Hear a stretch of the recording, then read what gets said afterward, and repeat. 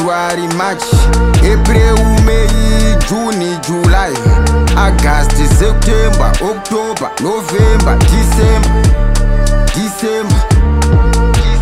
January, February, March, April, May, June, July, August, September, October, November, December.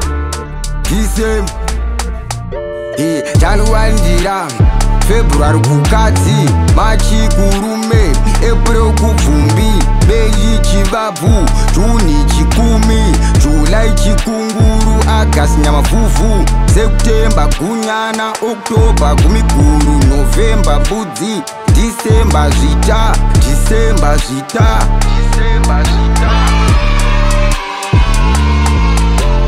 January, February, March, April, May, June, July, August, September, October, November, December.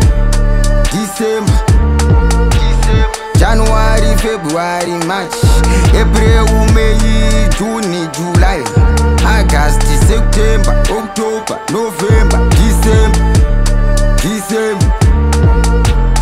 January ndira, inguva yezhizha, June chikumi, inguva yechando, August nyamavuvu, inguva yemhepo, November mbudzi, inguva yekupisa nekubereka kwembudzi, December zvita, inguva yezhizha.